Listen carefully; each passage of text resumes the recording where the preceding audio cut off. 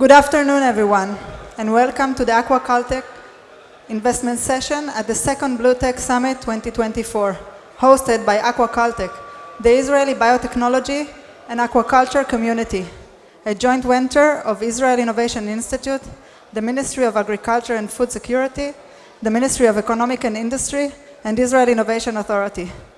It's been 345 days today that our brothers and sisters are held captive by terror organization in Gaza. We are lucky to be here, talking about the future of our oceans. I want to thank our colleagues from the National Center of Blue Economy, Hila, Iris, Omri, and the rest of the team for inviting us, and the Beni Moran team for another successful event on these unsimple days.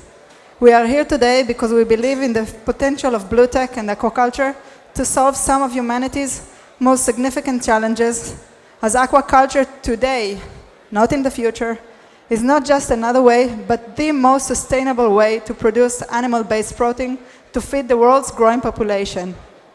It is healthier for the environment, and it is healthier for humans. Our work is not only about supporting cutting-edge technologies that improve production efficiency, it's about securing the future of our ocean's resources and ensuring that the future generations inherit a planet capable of feeding and supporting its people. Despite its limited natural water resources, Israel has developed advanced aquaculture techniques that optimize water use, are highly efficient, and environmentally sustainable. Israel research institutes and universities, such as the National Center of Mariculture in Efrat, are leaders in developing new methods, and this year alone, Innovation, the National Innovation Center for Biotechnology and Aquaculture, was established in Efrat, and the University of Haifa is launching a new academic master's degree for sustainable aquaculture and blue technologies. Israel is a hub for aquaculture innovation, making a significant impact on the sector worldwide. Today, we'll explore opportunities within this rapidly growing aquaculture sector, and most importantly, forge the connections that are so crucial for this innovation to thrive.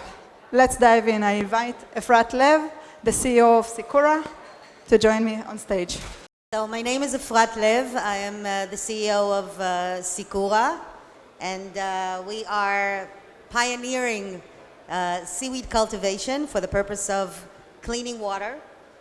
So, and we're working with Mekorot on a beautiful POC down south in Eilat, where we were able to remove nitrates, heavy metals, phosphorus, and other pollutants from the brine water before they're discharged at sea.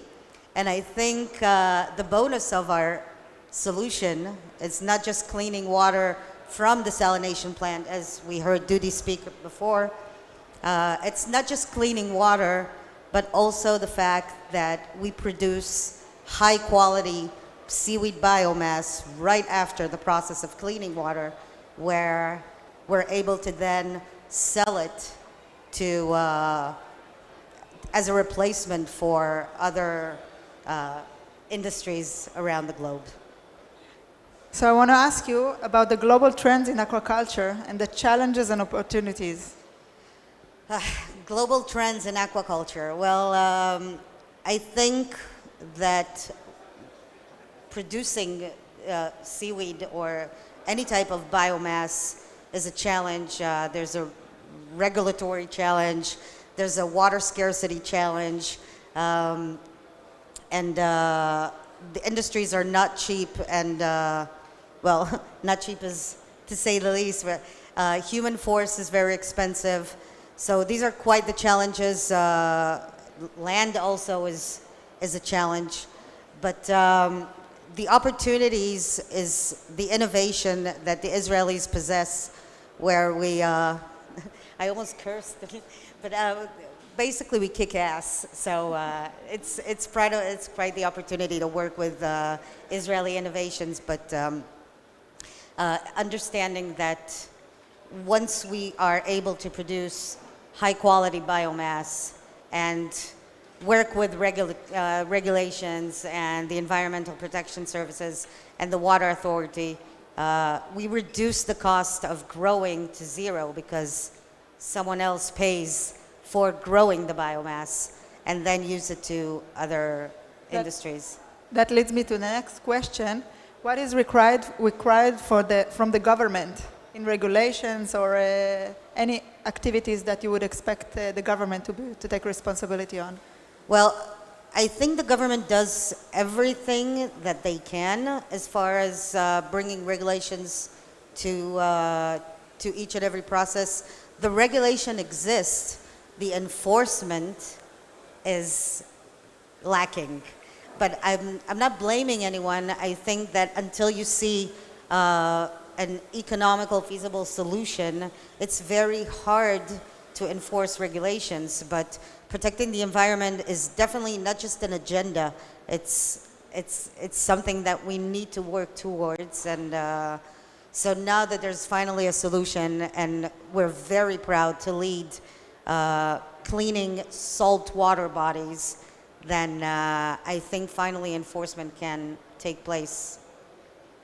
So what does the Israeli ecosystem offer to investors, global investors?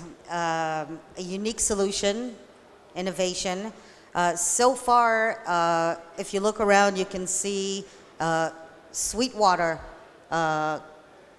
cleaning solution, but no saltwater. So now with our seaweed, the macroalgae that we are producing, growing and cultivating on land, so now finally things can move forward. So nitrates is a global problem.